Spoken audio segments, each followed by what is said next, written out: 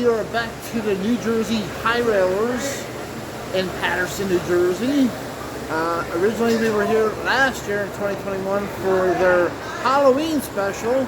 So today we are visiting the New Jersey High Railers for their Christmas special featuring Santa Claus. So we'll take a look around again, see what's new, what they updated, and do some videos, so stay tuned. Run by 7. That has pictures of Santa Claus on it. Can you grab that?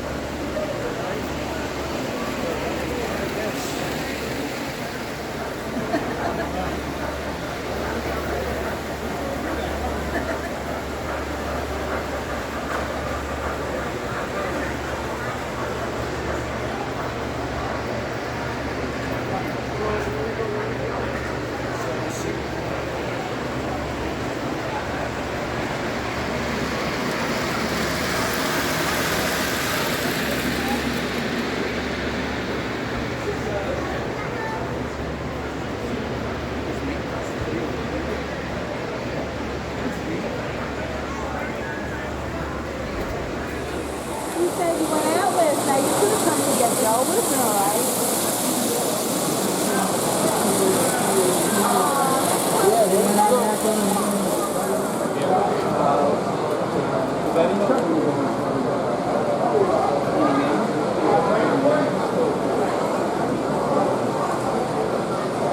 That's like you can't eat outside of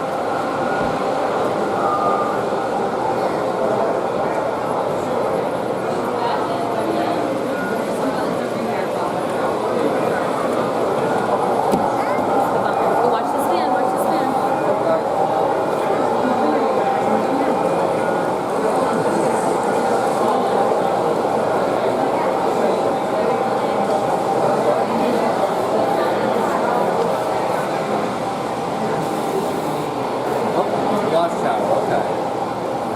Yeah. Oh, there's a truck. Doing work. And what do we got? A Batmobile. There's a Batmobile. Oh, I see it. There's the Batmobile. Press it.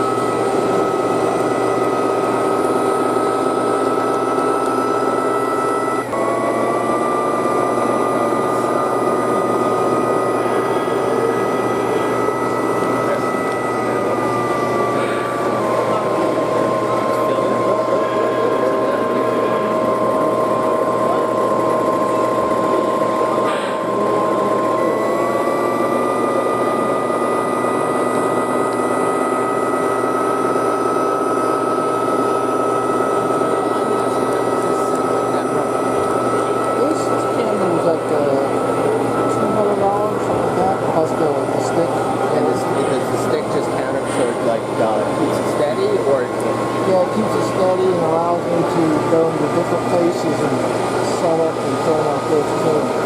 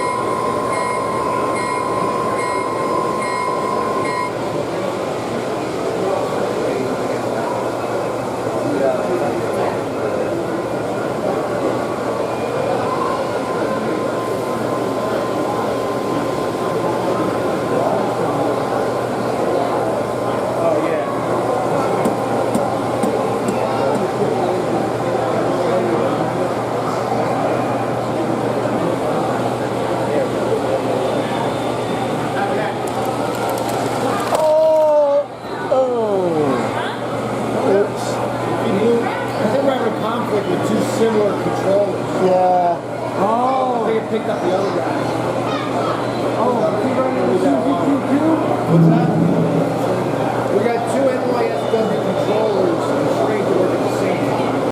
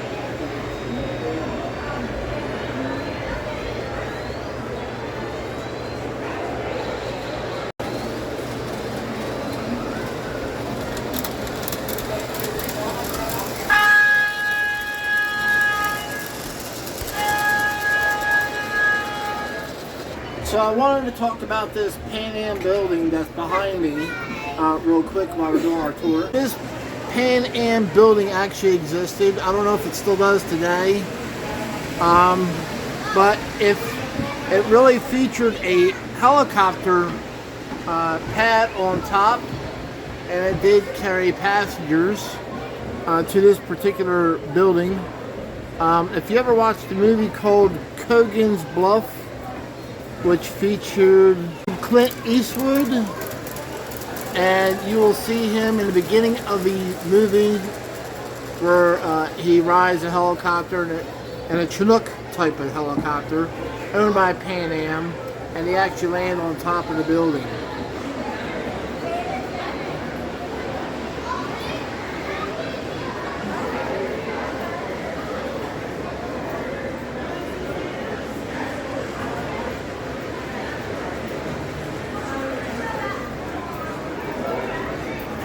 I know I don't normally ask this, Lisa. How are you doing?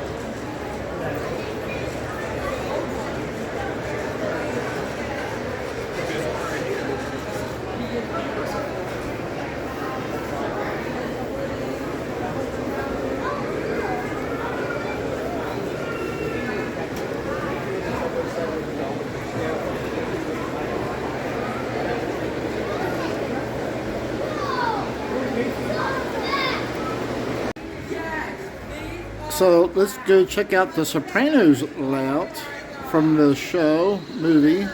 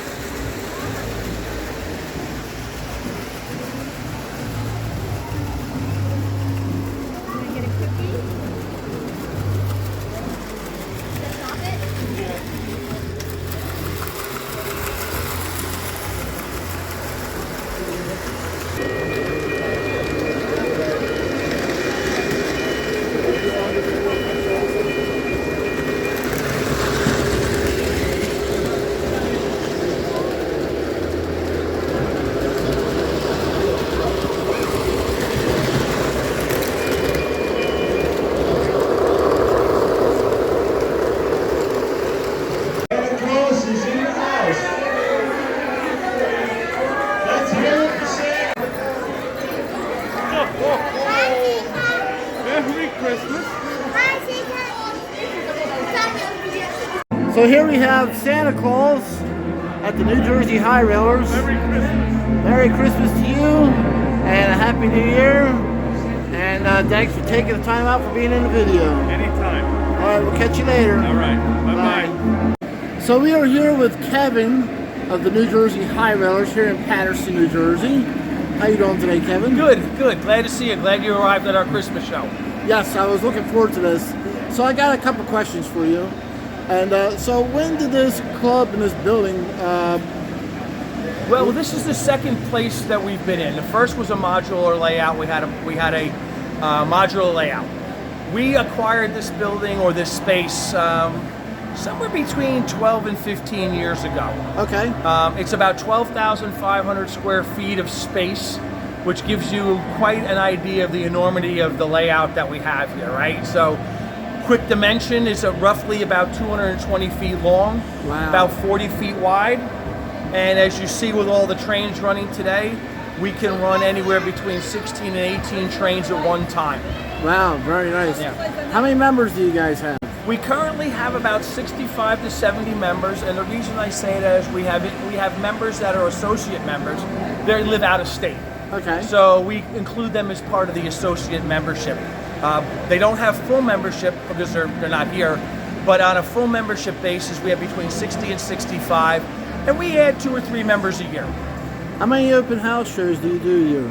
Typically in the show season, we start our season in October for October for Halloween. Right. Then we run 2 shows in Halloween, 2 after Halloween through the Thanksgiving holidays, 3 in December, and then we have a few scheduled in January, which in the past we didn't do. So on average, I would say in a year we probably do between 6 and 8 shows that are open to the public, and you can find that information on our website. All right, now one last question. How can somebody become a member? Okay, there's 2 ways to do that. Obviously, you can go to www.njhighrailers.com. There's a membership application on there. You fill it out, you read it, fill it out, send in your fee. Depending on what you want to do, associate members have a fee, full membership is a fee. Or you could come to a show and pick up an application right at the front door from Lisa or Cece, who are manning our front desk at virtually every show. All right, and I thank you for the short interview. No, you're welcome. Thank you very much for enjoying it. Okay, we'll see you trackside. Okay, take care. Goodbye. Okay, so you're back. Yes. All right. So what kind of questions can I answer for you now while you're up here? All right, so all the controls are up here for the entire layout? For depending on what you're running. Okay. So if you're running freight and passenger cars, this is the primary dispatch board. You can pull freight and you can pull passenger cars out of the passenger station. We have a secondary passenger station that's right by the subways. That's a contained loop, but there is a switch that allows you to migrate from that particular passenger station to the main line. So you can, from a passenger train perspective, move from underneath the subway stations to this portion of the layout. Then you would fall under the control of this board here. Okay. Okay? So at the subway station, there is a separate board that allows you to control the switches to move from that passenger station down there to this end here. All right, and what's the different colors indicate? Okay, so we have lines, okay, just like a Tier 1 railroad would have. They name their lines. Oh. Our lines are really kind of simple. They're based on color. You have the red, the green, the white, the blue, the purple, the yellow, and I'm missing one, it doesn't matter, orange, I'm sorry. And that's reflected on the board. And earlier I mentioned that we could control almost 400 plus switches here. Well, this is how it's all done. Oh, wow. So every line that has a switch has a numbered switch. So for example, you see on the yellow line, we have what's called blue 39 and yellow 38. Why? Because from the yellow line, you can go to the blue line. And you need to throw the yellow switches and the blue switches to get into the blue line. The same thing that happens down here. You can see from the top, you have red, white, orange, green. And why do you have white again? The white is a circular loop. It has 2 tracks. A main loop where you see the Christmas train is, and then we have what's called the flip-flop, which will allow it to go up the helix. But within that domain of track, we can move from the white to the orange, to the red, to the yellow, to the green, through this channel of switches. And that channel of switches, if you look over where the building is over there, the station, yes, you'll walk along there and you will see a bank of switches that allow you to go between all the different tracks. Yeah, I see it. And it's easy for us as a group of members to know that you're on the red, the green, the blue, because then you can kind of figure out where you're heading and where you're going. Wow. So you see the New York Central. Yep. That is traversing the entire layout. All right, it's going from the north end to the south end, and that is traveling what we call the red-green. And I'm going to go back here again. Red goes all the way around to the green line. We'll go around by the passenger station, and it will come right up in front of you and go up the helix. That is one of the longest tracks that we have for a member to run. Wow. It's a gigantic loop is really what it boils down to. Okay, it's really what it does. It boils down to it. Now, some of the other ones you asked earlier, how do I get to the refinery? Well, if we throw the switches where the Christmas train is, and you are heading towards the kitchen, which is the north end, you would go over that helix, and it would take you up to the refinery. And up around the refinery, there's a couple different areas up there. There's another big gigantic loop, a passing siding, and you can actually run through the siding into the refinery up there. Wow. So This is kind of how it is. simply amazing. How many transformers are you guys using to power all this? Well, this is the Lionel KW down here. I think along the bank here, from here to here, there's probably there's 10 right here, but we have like 40 of them to get all together. 40 transformers. Yeah, Wow. we have we're the gentleman down there standing. There's 3 transformers down there. We have transformers at the switch yard. We have transformers that operate independently the subway system. And then underneath the layout, we have transformers that power the lighting and other aspects of it. Some will do the switches, some will do the lighting of the buildings. Like, for example, the building you see directly in front of you. So there's quite a few of them in here. They're both MTH and Lionel. And then we have some DC transformers that just operate other equipment here as well. Oh, okay. This is totally amazing. Now, under the mountain, you asked a minute ago. Right. Under the mountain, there is a staging yard, a 20-line staging yard, which is under the refinery. We have 2 passing sidings, number 1 and number 20. And during the show, but before the show, our members stage their train on these staging tracks. So if you're in a passenger car, you're in the passenger stations. If you're in if you're a freight, you're in the yard. And we know where everybody is because the computers up here that we have are transmitting all our cameras to different spots. So for example, this is under the yard. That's under the yard, and those are steamers, and that's a bigger picture of the yard. And when you exit the yard, you come out of here. If you're going to the south end. If you're coming out of the north end, you are going to be coming out, which is essentially this end of the layout. And we can see everything that's going on underneath the layout with our cameras. So this is a yard. This is the passenger station that you asked about, which is down there where the subway station. Okay. These passenger cars can exit that yard and come out here and run on the main layout. That is amazing. So we can see everything that we have there. You know, you can see underneath the layout in the mountains. So that's Brad's engine, the gentleman you were just talking to a minute ago. That's the New York Central freight that's going out there. In a second or two, you'll see a passenger train come out of the south end, and you'll see that passing through the yard as well. So everything that we do, we can see and manage one way or the other. Well, that's good that you can have cameras and see exactly what the trains are doing. So we can see where all the trains are that are people that are running. Okay. And it's critical that we know that, right? So we're not having head-on collisions Oh, yeah. and all that kind of stuff and derailments, and so we know where everybody is. And things do happen. Couplers Oh, they happen. Oh, yeah. couplers uncouple, and We had a few of those today. Yeah, I mean, I'll be honest with you, nothing's perfect. yeah. Our members do everything they possibly can to keep their trains intact, including at times zip tying the couplers together so that they don't come apart. Yep. Because with this 220 feet, if you lose one, it's an effort to find it. It's an effort to find it, right? Yeah. It's also Murphy's Law. Yeah. The trains will derail where we don't have mechanicals, or where you cannot get to them. There's what we call pop-ups. There's cutouts all through the layout where you'll see people crawling under. And one of them up. is a right. Occasionally you get a train that derails Right there. on this one cutout. That's one of them over You get here. to play dollars with play with the scale between the little people. So we try. It's orchestrated chaos is what it becomes, right?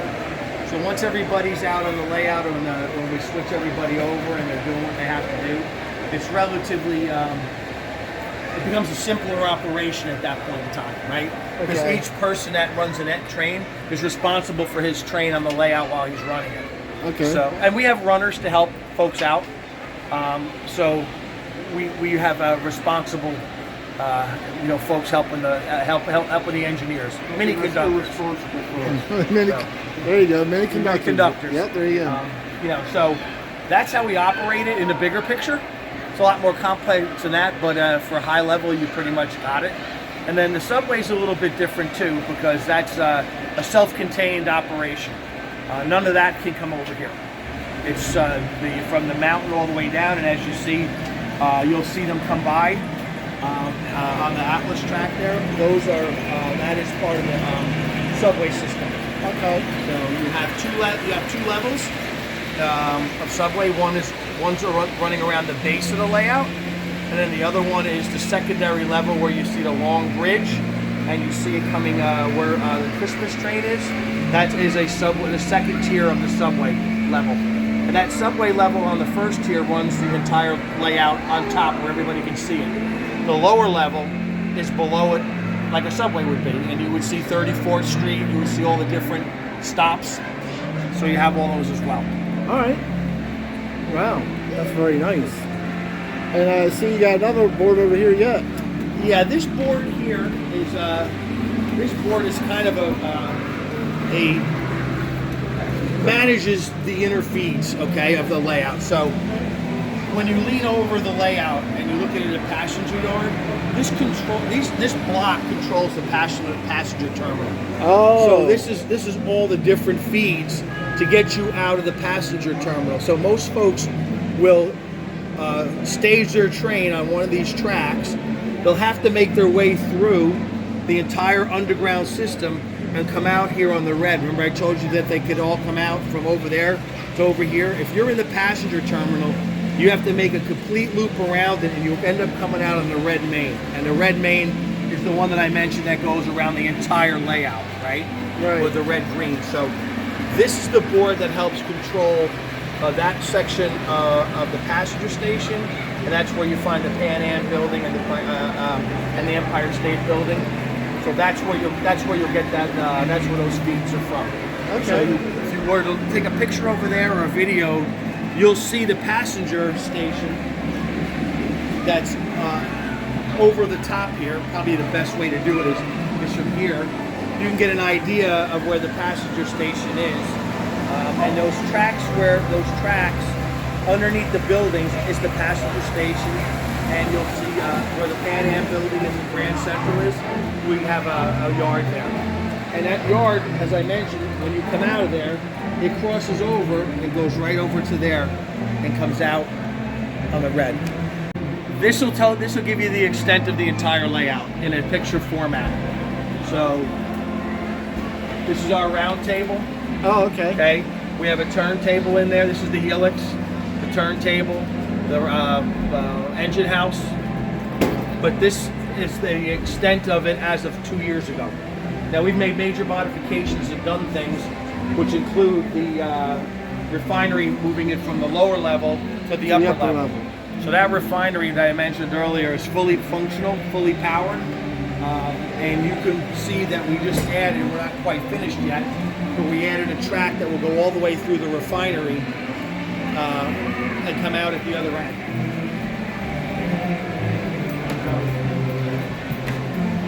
Here's another version of the passenger station from the top. Right? So you'll see that that's where we park them, and that way you enter the passenger station and passenger yard is from the end by the kitchen. Wow. And that, like I said, you asked about transformers. Here's Yes. more of them, right? Wow. This is the subway control panel, right?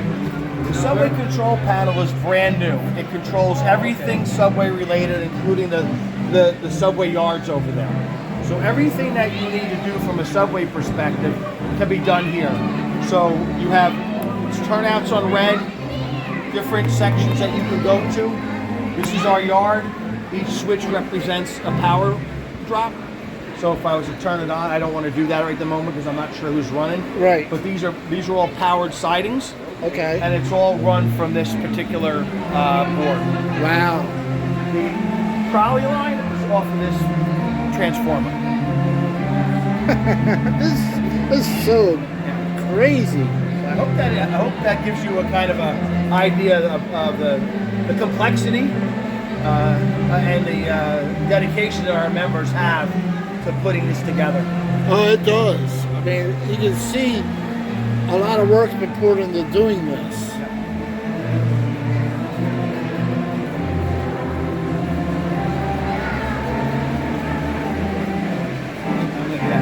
And I'd like to thank you for bringing me up here behind the scenes like No this. problem. And I just explaining. wanted to say one thing about the refinery that I didn't mention earlier.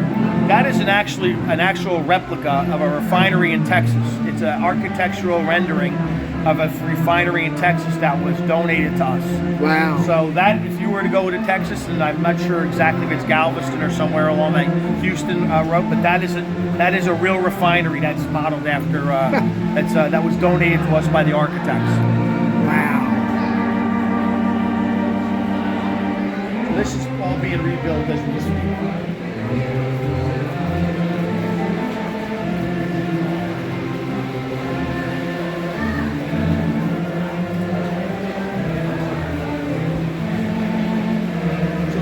Thing. I know you're taking videos. The board that's up there, Yes. okay, that is the board that was replaced at Grand Central Station. That's the real board that they use to dispatch trains in and out of that. So we're now relighting it. We've put it up. We acquired it. So we're now beginning to relight it. So you see the red and the green there? Yes. That's to indicate the switch turnout, whether it's going straight or whether it's a turn. But we're planning to light the board from one end to the other so that you could actually follow what would be something leaving the station all the way to its destination. Wow. So That's we just one. started the lighting. One of our members, Bill's doing that. That's one huge board. So this is actually Grand Central. That is the real board.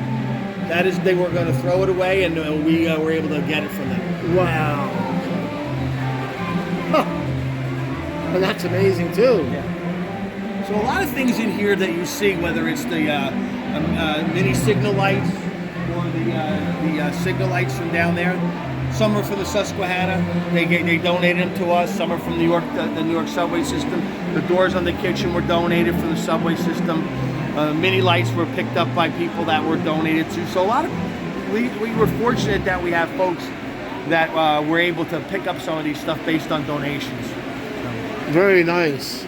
So I encourage visitors or people to come out and visit this wonderful layout. It's so much. It's not just model trains, but nostalgia stuff that's here too. We do. We try to make it fun for everybody. I think you've seen how many kids we have here, right? Yes. We've made the layout child friendly. You see these big gray boxes with buttons on them. Yep. And if you press a button, and it will activate one of our accessories that are on the layout. So if you were to go over by the Marty Fitzhenry police station, you can press the button and the helicopter will start spinning the blade, and the lights on the actual building will start lighting up. Much like down at the end, we have the capability of pressing buttons, and a signal light will change colors. So as you go along here, including the arcade, you can press buttons and they will actually activate. So whether it's McDonald's, whether it's the firehouse, whether it's being at the arcade, it's really designed to be kid-friendly. Very nice. That's why we have a lot of children here. They really, we let them run rampant. And of course, we have the Sopranos layouts over in the other room, both of them. And we have Tom Schneider's standard gauge layout, which is nobody else has them. We're the only, other than Train World, which I think has one. We have the original Tom Schneider layout, which was donated to us by his wife. When he passed, it was given to another group of people. They decided they didn't want it, they called us up, and the club assembled a bunch of people in a truck and went out and got it, and we brought it back here. And so that layout has been here for, I don't know what, Brad, maybe 10 years, maybe? Probably 10 years or so. And we were able to acquire the Sopranos layout. So we've taken those layouts to SopranoCon, whether it's in East Rutherford. So we'll disassemble it and we'll take it to SopranoCon, and it'll be the layout that you saw Bobby Bacala, using in his garage. And in, I'm not telling the whole story because some people may not have seen The Sopranos. Right. But those are the layouts that were used in the HBO show. All right. Yeah. So we have a lot of unique things here. All right. I thank you for this behind-the-scenes interview from the dispatch office, and giving us more details. No problem. Thanks for having us. Sure, no Appreciate problem. We'll see you trackside. Yep. Take care.